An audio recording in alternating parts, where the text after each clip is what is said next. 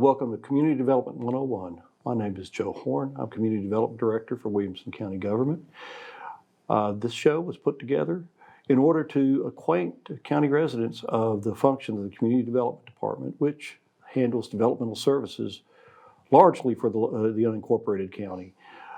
This show was put together in conjunction with Mayor Anderson's office to offer the average citizen some idea of what these departments do, and perhaps gives them some idea of what they should do if ever they encounter a problem or a need from any of these departments. Today I have Brian Corwin, who is Director of the Department of Sewage Disposal Management, with me. And again, I'll use the same tired joke I used earlier. I guess that would mean septic tanks, right, Brian? That would be septic systems. That's correct. Okay. Well, this is a little unusual. In a prior episode of this, we talked about septic systems in general, just what a conventional system is, and components like a septic tank, the field lines, a low pressure pipe system, a modified low pressure pipe system, and even the Wisconsin mound system. But that's kind of an overview that deserves some backfilling, perhaps. And the backfilling we're talking about today is how does one take their property that is, dare I say, a raw piece of land, and they're seeking to build a home on there. What sort of things should they expect as a part of the process to have a septic system approved? And that's why you're here, Brian. Yeah, appreciate you having me on. Well, not at all.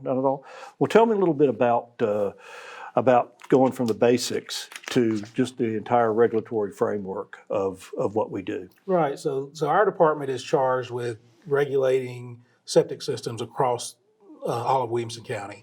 And I use the term from cradle to grave.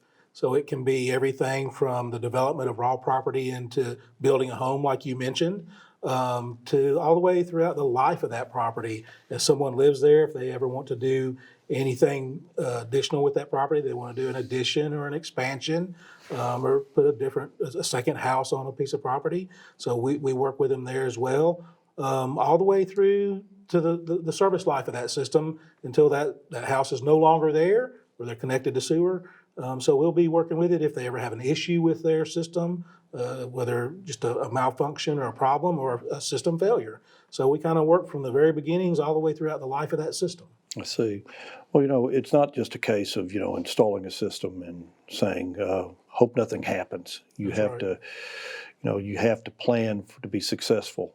That's And right. just when you have a system, just little things matter, like the regularity of pumping the tank and things like that. That's right. Maintenance is a big deal, and we touched about that in great detail in the previous episode. But yeah, just maintaining your system is a big deal, and there's a lot to putting in a system, and that we're going to get into, I guess, here next. But there's a lot more to it than people think, and what all goes into putting that system in. It's a lot more complicated and complex than most people realize. Understand. Well, let's go there then. Let's assume it's me. Let's assume I've got my wife and I found a nice 5-acre piece of property in the county, and we are seeking, no evidence that it will work for a house or anything like that as far as soils or anything else. I guess start off with the process. Where would I begin to? Right. Well, so the first thing to understand, and we talked about this again in that last episode, is people have to understand that you have to have good soil. For a system to work, it's all soil-based. And so that's where it really starts, is there good soil on your property to support a septic system, and where is that soil located on the property? And so that's the first piece of information that you really need in order to start down that path. And typically what's involved in that is hiring some consultants. There's outside private consultants that do a lot of the things that we talk about in the development of a piece of property, and the first being a soil scientist. These folks are folks that have degrees in soil science. They have a license that comes through the state of Tennessee, and those folks evaluate the soil for soil quality and how good the soil is. Can a septic system be installed in this soil? So that's the first place you start with is looking at hiring those soil consultants. And you can actually, go to our website, the department's website, and we have a list of soil scientists. We're kind of like the Yellow Pages. We kind of provide that information of some folks that do that in the county. So you're going to want to engage the services of that soil scientist on the front end. And they will work with, typically they have to work with a surveyor to do their work. And the way that they evaluate the soil is what we call a soil map. Okay, well, let me back up just briefly, okay. though. Also, the departmental staff is available to help as well. That's because right. I know, at times you run the risk of, talking down to people, but sometimes it's just a case of, we will go out and say, we look at a piece of property and say, that area might be more favorable to look at than that area over there. Yeah, and we have staff soil scientists in our office, and they work a lot with those consulting soil scientists. And so, yeah, we can go out there and work with those soil scientists, and like you said, we can kind of help identify places on the property where you might have good, suitable soil. Those soil scientists, like I said, they work with us. All the work that they do, that cradle to grave approach that I talked about, they have to submit their work to us to review and approve it. So we work with them back and forth quite a bit in the identification of the soil and is there enough soil and is it the right kind of soil? Okay. Well, one thing I think is, I guess, a term of art that's used a lot too is also involving a surveyor at this process. They always talk about setting a grid. That's what, right. What would you mean by that? That's right. So in order for the soil scientist to do his work, what he actually does is he actually bores holes in the soil and he evaluates the soil for the different properties in the soil. So the sand, the silts, the clays. He looks at how deep the soil is before it hits clay or bedrock or a water table. So he has to bore these holes in different parts on the property. Well, that's where the surveyor comes in. The surveyor will survey the property and they will put what's called a grid, a soil grid on the property. And they actually place stakes across the property. And each of those stakes is where the soil scientist bores his hole to evaluate that. And then he takes all that information and generates what we call a soil map that identifies the type of soil it is and the quality of the soil. And that's what we use to review to actually base sizing and permitting a system. I see. But we also, the staff soil scientists also go back and they do some quality assurance work. That's exactly right. That's all the different processes that our department deals in. I term it more quality control. Okay. And that's kind of what we do throughout that process. So like you said, those soil scientists, when they generate their map, they submit it to us for review and approval, and our staff soil scientists will go out there and kind of follow them up and make sure that they've got accurate information. And if there's some discrepancies, then we'll work with the soil scientist, the consulting soil scientist, to fix those discrepancies. I see. So let's say we've approved we have an approved soil map. Now there's a couple of ways to memorialize That's right. that map, and I guess one, obviously departmental records have it, but there's also a couple of ways between the planning process that involves the planning commission where the soils are identified, right. and what we call a soil location map. That's right. Can you speak to that a little bit? Sure. So now that we've got the soil map and we say, yes, okay, you've got good soil.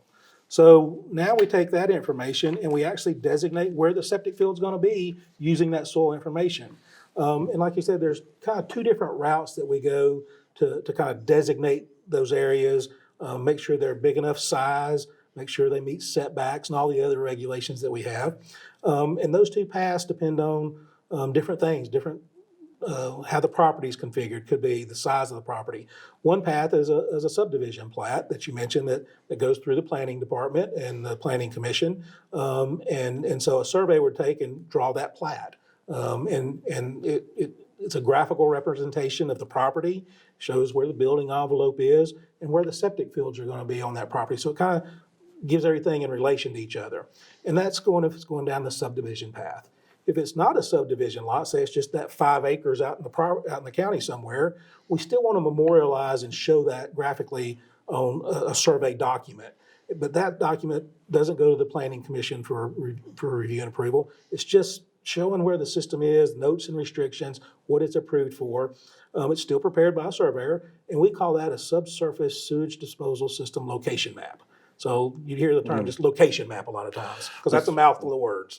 Well, true, that's what I use. But at any rate, I know a little bit. But on any of these, though, once that soil map's approved, you have a pretty good idea what the art of possible is on that property. How many You do. bedrooms, what kind of system, things Right. like that. Right, and that's really what that location map or plat really does. It puts that down, it shows the size of the system, it'll show how big it is, what type of system it's approved for, how many, in a case of a residence, how many bedrooms it's approved for. And so all that information is on those documents, and then it's recorded. So that gives it some vested rights. So that if the regulations change over time, which is prone to happen, then you can still abide by how it was done then. Okay, okay. Now talk about what kind of restrictions you might find on a plat or, Right. or a soil location map, because those notes can be rather daunting to read, but they should be read. They should be. They're very important, and sometimes they look like a lot of notes, and they are. There's quite a few, but it does. I call it notes and restrictions. So some of the things like the bedrooms, how many bedrooms it's approved for, can any oversized tubs be approved for that house? But it also talks about the do's and don'ts, encroachments and setbacks away from it, that you won't want to make certain distances away from water wells or other utilities and things of that nature. So it kind of has lots of good information about the do's and don'ts of regarding how your septic system is and where it's at. I see. Okay, we've cleared that. We know what we got. We know what kind of system we're going to build. We know how many bedrooms we're going to have in that system. Right. Now I'm ready to the next part. Yep. What do I do to actually obtain a septic permit so I can build my house? That's right. And this is where I use the analogy. It's like branches on a tree. It can go in several different directions. And it kind of depends on what kind of system that it's been approved for. There's some types of systems require that the system be designed by an engineer. And then there's some that don't. Okay. If it's one that doesn't have to be designed by an engineer, then you kind of go down one path. And if it has to be designed by an engineer, then that's the next step is hiring that engineer.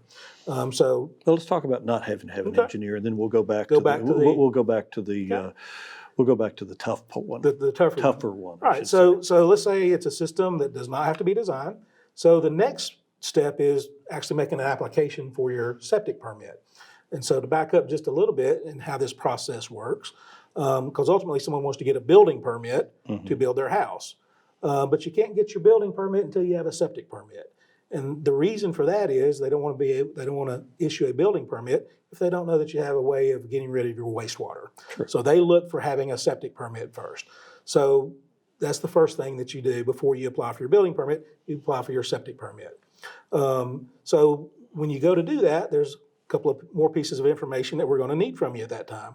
We're going to want to see a set of floor plans of the house. So we want to see how many bedrooms there's going to be in it and the configuration of the house. Those are the things that we look for to make sure that the size of house that you're building matches the size of the system that it's approved for. We're going to want to see a site plan of the property. So where is the house going to be located in relation to the septic field? Where's the driveway going to be located? Where's the utilities going to be located? All these different features. So we want to be able to review all that. So that's part of that application process. There's a couple other things that we're going to want to ask you to do during that application process. We want to make sure that those septic field areas that have been designated on that survey document have been staked out in the field. So usually that surveyor, when they do their work, they will stake that septic field. And then we're also going to want you to fence that septic field off to kind of protect it. And it's not like permanent fencing that you might think of, just orange mesh fencing, or a lot of people use the black silk fencing. And it just fence the perimeter of it, and that just keeps people off of it. So when you're actually building the house, it keeps contractors off of it, other folks off of it, so that they don't disturb that area. So that's part of that permitting application. So once you kind of go through that, then we're able to actually issue the septic permit for those that don't have to be designed. And once that septic permit's issued, then you can move on to get your actual building permit. Okay. And just a rough percentage, how many have to actually have a design, and what percentage wise, and how many, and what type of systems are they? So about 50, probably close to half of all the systems that we permit have to be designed by an engineer. And it's broken into kind of two phases. It's the type of system. So all low pressure pipe systems have to be designed by an engineer. We call those alternative systems.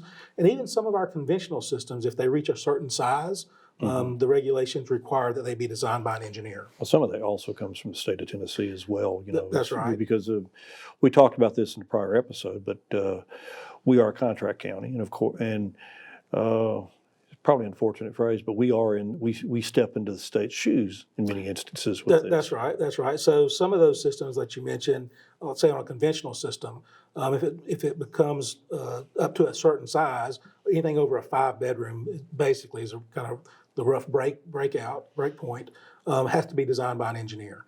In that particular aspect, regulations comes from the state regulations. Right.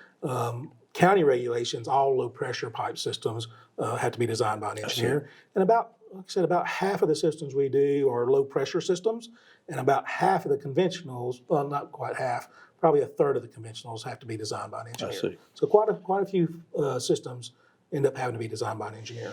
Okay.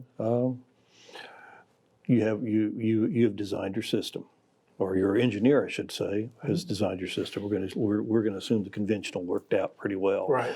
Your engineer's designed your system. What happens then internally? Right. So I'll back up one little step. I mentioned soil scientists. We had lists of soil scientists on our website. We also have lists of engineers and surveyors. So I encourage people to use our website as a resource for that information, because there's, on the engineering side, there's only not every engineer knows everything about septic systems. So you want to engage in the services of an engineer that's familiar with designing septic systems, and that'll help people kind of choose some of those folks. And take it one step further, we also provide a surveyor. That's right, surveyor list as well. Yeah, that's, I guess, I think you always go back to the yellow pages, but the yellow pages doesn't exist as far as I know right exactly, now. Exactly. And all these consultants that we're talking about in today, I would tell people, when you start talking to these different consultants and try to picking a consultant, make sure they're familiar with our rules and our processes. It makes your experience go much smoother. I see. But back to the low pressure and the engineer and designing it, it's very similar to the soil map and the soil scientists that we talked about earlier. Those engineers actually do the system design. They do all the engineering calculations and laying it out and drawing it all up. And again, our role is quality control again.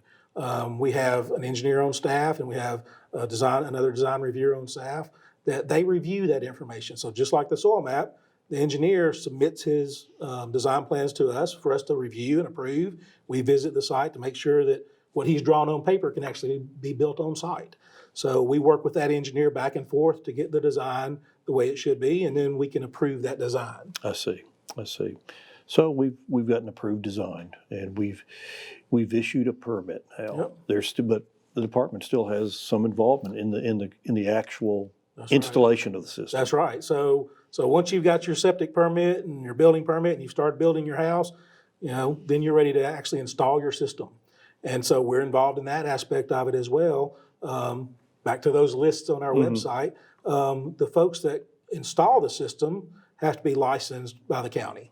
So they're licensed installers, and we have lists of folks that are licensed to do that work. So you will engage the services of one of these licensed installers, and those contractors will actually build the system.